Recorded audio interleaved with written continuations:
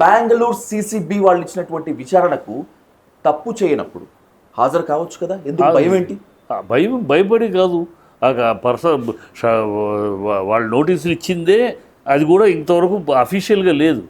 మీరు ఇక్కడ ట్రోల్ అవుతుంది తప్పితే అమ్మాయి నోటీసులు ఇచ్చిందని ఎవరన్నా చూసారా? Notice Bengaluru police commissioner press meet పెట్టి కొల్లా కృష్ణవేణి అనేటువంటి తన ఒరిజినల్ నేమ్ ని దాచి హేమ తను బెంగళూరు పార్టీకి అటెండ్ అయ్యింది అని చెప్తాడు కృష్ణ.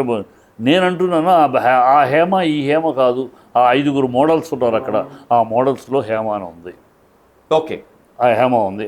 ఆ హేమాని కాపాడటానికి, వాళ్ళ కన్నడీగుల మోడల్స్ని కాపాడుకోవటానికి, ఆ కన్నడీగ మోడల్స్ వచ్చిన వాళ్ళకి క్రికెట్ బెట్టింగ్ చీర్ గర్ల్స్, ఆ గ్యాంగ్ మనుషులు, వాళ్ళని కాపాడుకోవటానికి బెంగళూరు చాలా శుద్ధపూస, బెంగళూరులో ఇలాంటి లేవు, బయట రాష్ట్రాల నుంచి వచ్చి ఇక్కడ చేస్తున్నారు, మా పరువు తీస్తున్నారు, మా అపకీర్తిస్తున్నారు అనే ఒక నేపథ్యం క్రియేట్ చేయడానికి జరుగుతుంది అంటున్నా. ఎందుకు ఆ మాట చెప్తున్నానంటే, ఆ అమ్మాయి వీడియో రిలీజ్ చేసింది, మా కస్టడీలో ఉన్నారని రూమర్స్ చేశారు. వాళ్ళు అనలేదు కానీ ఇక్కడ మన రూమర్స్ చేశారు. అంటే కర్ణాటక పోలీసులు అంత దద్దమ్మలా, అంత చేతగాని వెదవలా, అంత అసమర్థులా? మీరు మొదటి నుంచి పోలీసులను ఉద్దేశిస్తూ మాట్లాడారు. ఎందుకంటాను చెప్పండి, కస్టడీలో కేజ్రీవాల్ అంత చీఫ్ మినిస్టర్ని అరెస్ట్ చేస్తేనే కేజ్రీవాల్కి ఫోన్ మాట్లాడంటే ఇవ్వాల, అది ఇవ్వాల, అరెస్ట్ చేస్తే ఫోన్ ఇవ్వాల.